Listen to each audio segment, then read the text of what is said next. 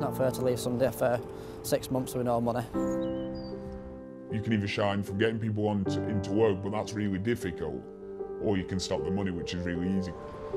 That you can do, is there? Apart from suffer. That's fair.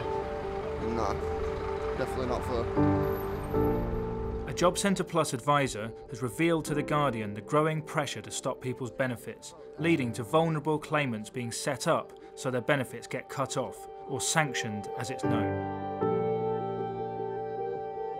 Suddenly in your job you're not looking for somebody to help them into sustainable employment, which is what you're employed to do.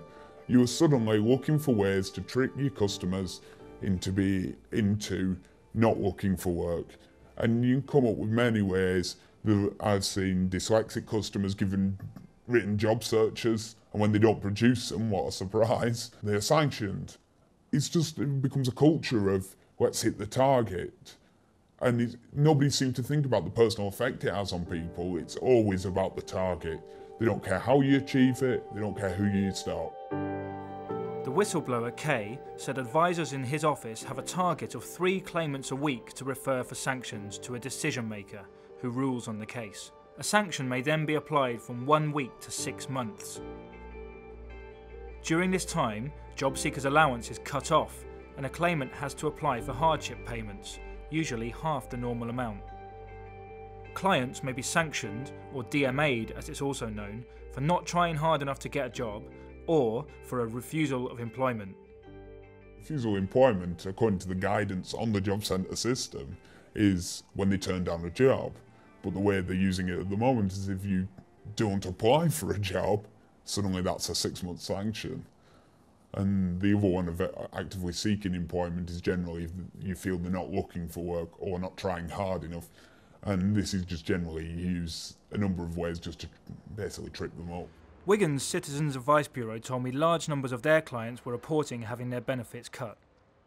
Although Wigan is not where the whistleblower is from. Do something slightly wrong, you get sanctioned, and it's horrible. They think you're not trying hard enough, they're not going to give you your money, are they? I hadn't gone to a back to work session, and I told them that I was ill, and they were just saying like that they can't do nothing. I didn't apply for 2 jobs because I'd already been offered a job. Well, so they sanctioned you on your next claim? Yeah, from the last one. It is troubling times for people in job centres. Can't find no jobs anywhere around here. It's just dead. And these just like to mess you around because they can when you haven't got a job. I just felt like I'd been attacked for no reason. I met John, who told me a fire alarm went off during a job centre interview. His advisor said they would send application forms through the post, which came too late for the deadline for 3 jobs. I literally took them out to the door and rung them up straight away. They just basically stopped my money, and I didn't know anything about it until I actually checked my bank. I rung up to find out why I'd not received my money, and they said I'd been sanctioned until the end of May from February. It's outrageous, the length of the sanction. It's completely and utterly unfair. Not fair to leave somebody 6 months with no money. I've actually lost a lot of weight because of the amount I'm actually eating. Been thrown out of my parents' address. I'm living with a friend, I'm actually sleeping on the couch. I don't have anywhere else to go. Back from the streets. John turned to his local Citizens Advice Bureau, who helped him with food parcels and to appeal the decision. Citizens Advice have reported a significant rise across the country in similar cases. In general, a caseload for a caseworker at Citizens Advice used to be between 80 and 100 clients for a full-time worker. Now I'm a full-time worker, and my caseload, as well as my other colleague, Diane, who's a full-time worker, his caseload's bordering 160 clients. Andy Robertson spent 8 years working at a job centre before joining Citizens Advice. This is today's post that's just come in for 1 day, which is all linked with the cases. So in this one being medical evidence, come back from a consultant which needs review to see if it'll help with the client's grounds for appeal. With sanctions, what's happening at the moment is possibly the worst thing I've ever seen with regards to practice from the Department of Work and Pensions. I mean, the amount of people that this is actually affecting and how many lives it's actually affecting, this seems to have gone up 200–300% in the last 6 months.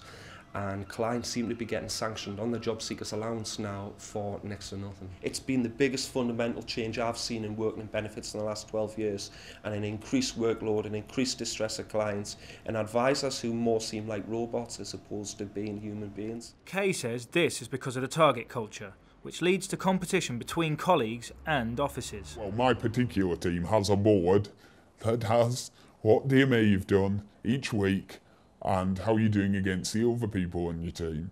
And then they look at office versus office. And then it goes to area versus area. And it just all seems to be, let's try and move up these tables that mean nothing, really, in the sense of actually improving the situation of unemployment in Britain. It's just done mainly almost quite vindictively, and we don't even save real money.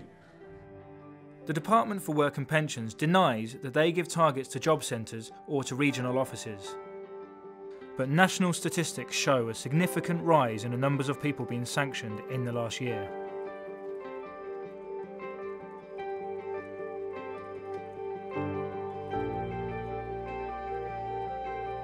Saving the public purse is always the phrase used in our office. It's drummed home all the time. Oh, you're doing a good job, you're saving the public purse. It's an explanation. Feel good about stopping someone's money. You've just saved your own pocket. Hiya, I'm ringing up regarding a client's job seekers allowance sanction now she receives. There is also evidence that vulnerable people are being caught by the harsher regime. A lot of clients who have severe mental health problems.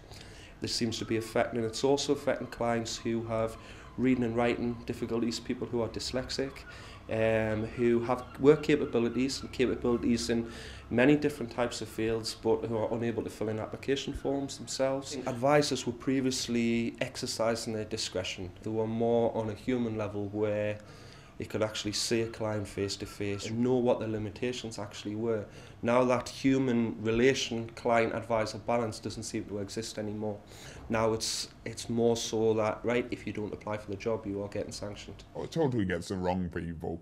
It leads, but it's the target that leads you to this. It leads you to setting up those who are easy, those who aren't going to kick off with you, those who really don't understand what's going on, those who, quite honestly, are just completely, to be honest with you, gullible to the person is helping them when really they're looking to set them up.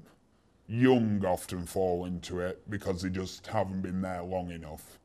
The uneducated are generally another major target. While they may not be a person with a disability, they have seriously low educational standards and it's easy to exploit them. And you very rarely see the hardcore ever taken because they know all the forms, they know it better than most at staff, the system. Some people think that you've got to be strict on benefits because there are people that are work shy and won't apply. Do you think that applies to you? I'd actually do anything to get off the door because it's horrible. It seems completely like they're just targeting people that are actually looking for work. What's it done for your kind of job searching situation?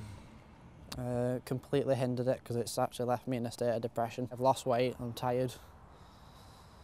You know, if you fall on hard times, this is supposed to be the place where you go for help, where somebody gives you some guidance. Most people hate the target. They don't like doing it. They feel guilty afterwards doing it. You can see staff switching customers with another staff member so they don't have to see somebody they've DMA'd the previous week because they just can't face it. I had a customer who came to me after I'd DMA'd him and he'd been basically beaten up because he couldn't pay somebody.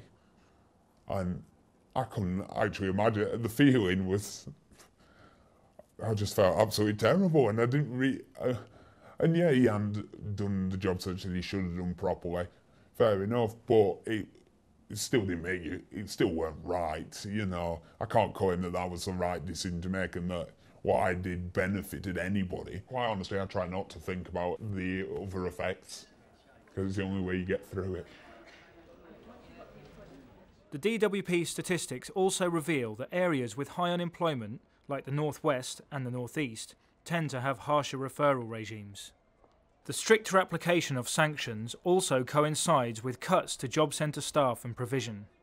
I went to the job centre and asked them if I could do a course in care because I want to be like a co-worker for the elderly. Halfway through the course you need a CRB check because you need to do a placement in a care home.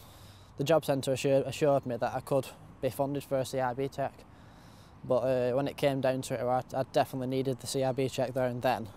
They said I can't be funded for it. I had to leave my course.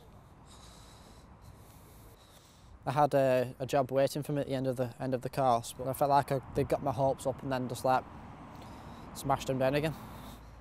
From April, we offer no provision in our office.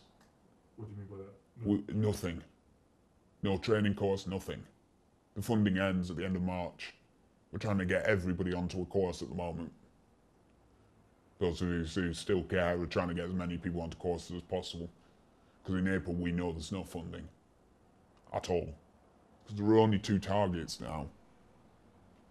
You can either shine from getting people into work, but that's really difficult, or you can stop the money, which is really easy because you can introduce a system to do it. Why do you think people aren't speaking out about this? Fear of the job, the fact that they'll probably get sacked. And they don't want to join the people they're signing.